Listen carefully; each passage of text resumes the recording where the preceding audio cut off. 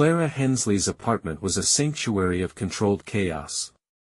Canvases leaned against the walls, half-finished designs cluttered her desk, and a perpetually cold cup of chamomile tea sat on the counter. At 32, she'd carved out a life as a freelance graphic designer in the heart of the city, where the hum of ambition drowned out her doubts.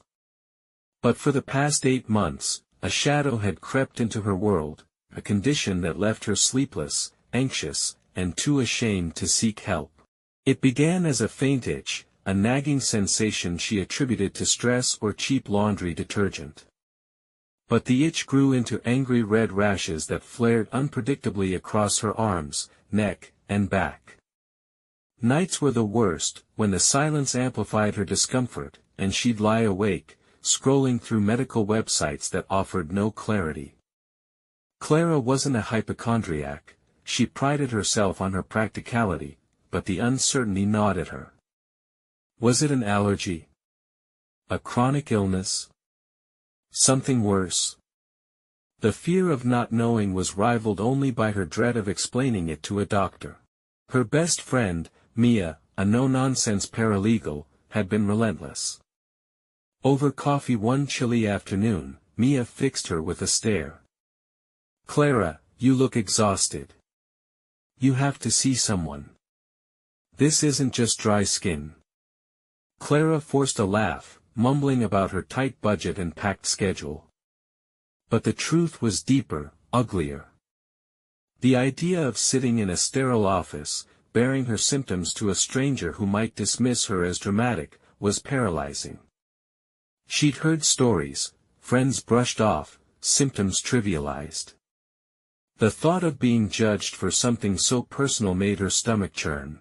Clara's reluctance wasn't just about doctors. She'd always been fiercely independent, the kind of person who fixed her own plumbing and negotiated contracts without blinking. Vulnerability was her kryptonite. Growing up in a small town, she'd learned to keep her struggles private. Her mother's chronic illness had taught her that sympathy often came with pity, and Clara wanted neither.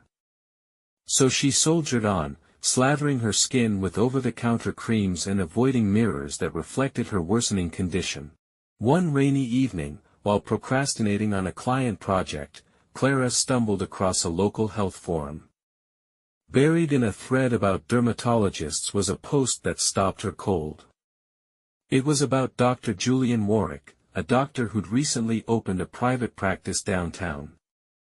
The poster raved about his patience, his attention to detail, and his ability to make patients feel heard.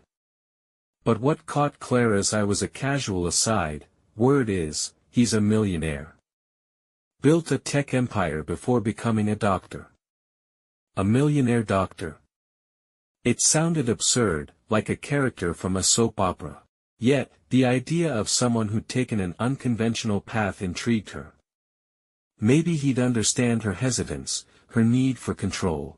She pulled up the clinic's website, her curiosity piqued. Dr. Warwick's bio was impressive: a computer science degree from Stanford, a tech startup sold for 9 figures, and a midlife pivot to medicine after a personal loss.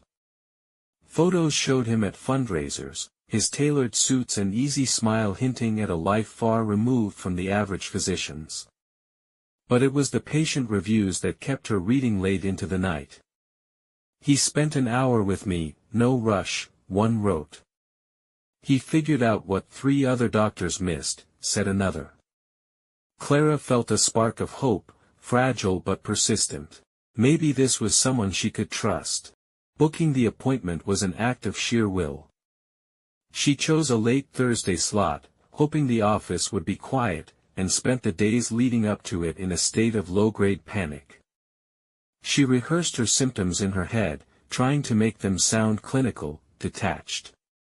When the day arrived, she stood before her mirror, smoothing her navy blouse and tucking a strand of auburn hair behind her ear. "You can do this," she whispered, though her reflection looked unconvinced. The clinic was a revelation. Tucked into a sleek downtown high-rise, it felt more like an art gallery than a medical office. Warm wooden floors, soft jazz playing in the background, and a reception area with plush chairs and fresh orchids. The receptionist, a woman with a kind smile, handed Clara a clipboard with a single page of questions, none of the endless forms she dreaded. Before she could overthink it, she was called into Dr. Warwick's office. He stood to greet her, and Clara's breath caught. He was taller than his photos suggested, with dark hair streaked with silver and hazel eyes that seemed to see straight through her nerves. "Clara," he said, his voice low and steady. "I'm Julian. Nice to meet you." His handshake was firm but warm, and he gestured to a leather chair across from his desk. The office was understated but elegant, bookshelves lined with medical texts and tech journals, a single framed photo of a mountain landscape on the wall. She sat, clutching her hands in her lap. "So," he said, leaning back in his chair, "what's been going on?" His tone was casual, like they were old friends catching up. But the weight of her secret pressed against her chest, and the words she'd practiced dissolved.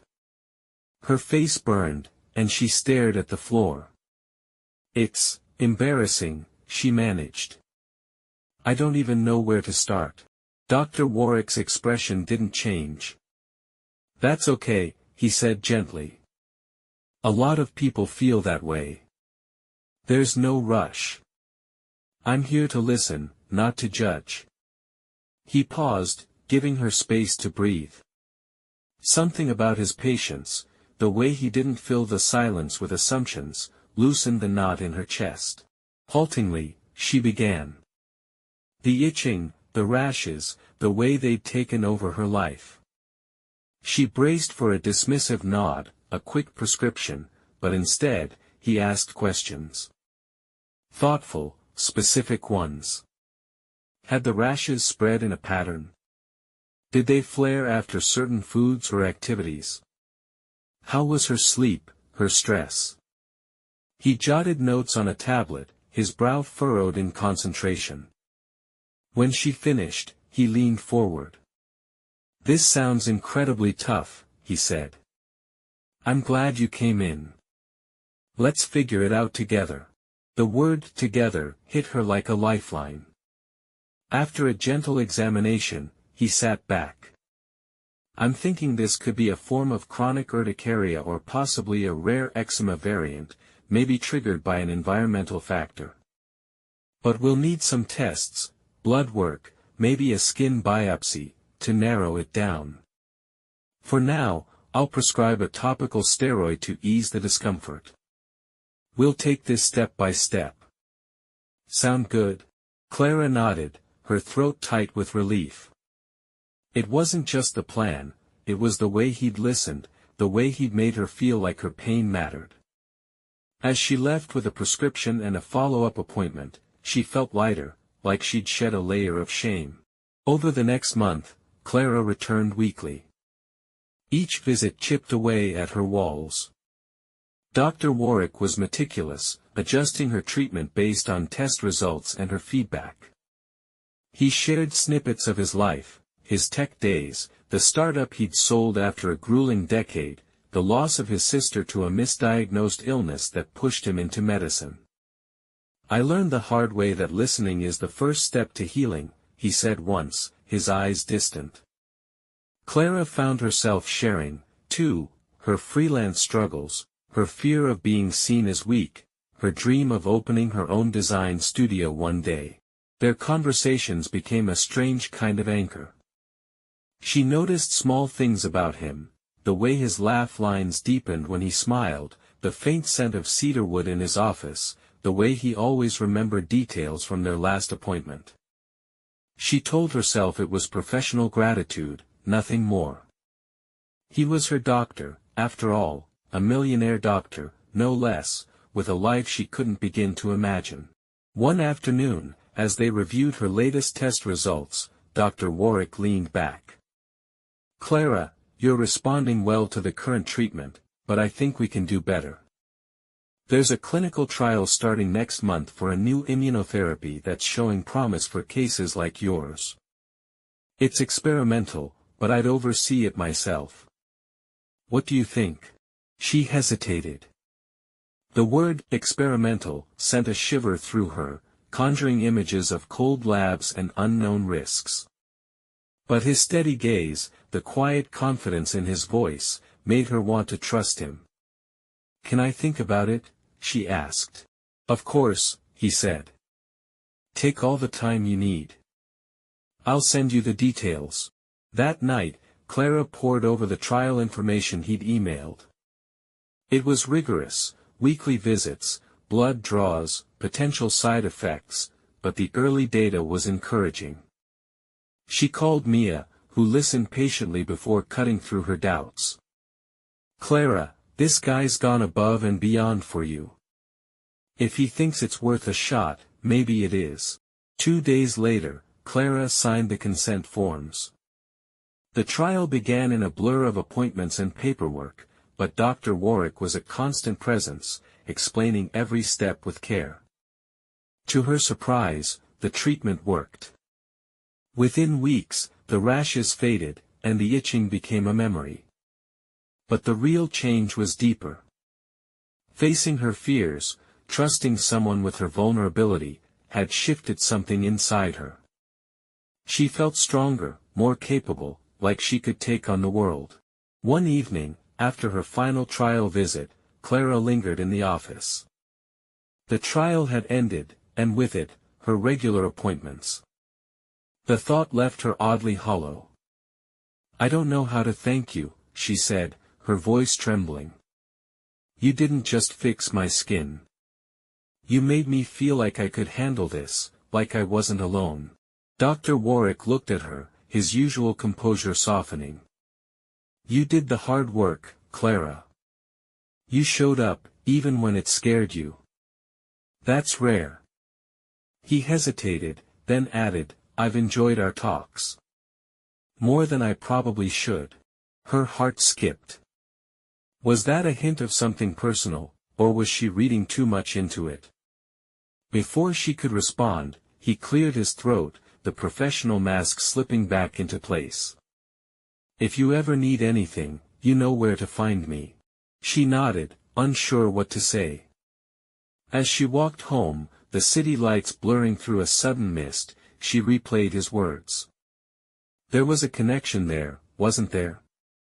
But he was Dr. Julian Warwick, millionaire, doctor, untouchable. And she was just Clara, the freelancer who'd barely mustered the courage to walk into his office. Weeks passed, and Clara threw herself into her work with renewed energy. Her skin was clear, her confidence restored. She landed a major client, a step toward her dream studio. But she couldn't shake the memory of Dr. Warwick's smile, his quiet encouragement. One night, impulsively, she drafted an email. Not a patient follow-up, but a personal note, thanking him again and mentioning a local art exhibit she thought he'd like. She hit send before she could overthink it. To her shock, he replied the next morning. I'd love to check out the exhibit. Are you free this weekend? Her hands shook as she read it. Was this a date? A friendly gesture. She agreed to meet, her nerves buzzing. They met at the gallery on a crisp Saturday afternoon. Without his white coat, Julian looked younger, more approachable, in a navy sweater and jeans. They wandered through the exhibit, talking easily about art, life, the city. He confessed he'd always wanted to paint but lacked the talent. She teased him about his perfectionism. Over coffee afterward, he admitted something that floored her. I was nervous about today, he said, stirring his latte. You're not just a patient, Clara. You're different. Her cheeks warmed. Different how? He smiled, a little sheepish. You're real. You don't pretend to have it all together, but you keep going. I admire that. They saw each other again, a dinner, a walk in the park, a quiet evening at a jazz club. It wasn't a whirlwind romance, it was slow, deliberate, like two people learning to trust something fragile. Julian opened up about the pressure of his tech days, the guilt of his sister's death, the way medicine grounded him. Clara shared her dreams, her fears of failing, her hope for a life bigger than her small apartment. One night, as they sat on her balcony, the city sprawling below, Clara realized how far she'd come. The condition that had once consumed her was gone, but its legacy was profound. It had forced her to face her shame, to trust a stranger, to find strength she hadn't known she possessed. And in Julian, she'd found not just a doctor, but a partner, one who saw her, flaws and all, and chose to stay. Months later, Clara sat at her desk, now in a small studio she'd rented for her design business. She opened the health forum where it all began and started typing. "I was too scared to talk about my condition," she wrote. But a doctor, a millionaire doctor, of all things, changed everything. He listened, he cared, and he gave me my life back. If you're afraid, I get it. But there's someone out there who'll hear you. Keep looking. She hit post and leaned back, glancing at a photo on her desk, her and Julian, laughing at the art exhibit. The city skyline glowed outside, and Clara smiled. She'd faced her secret, found her courage, and discovered something even better, herself.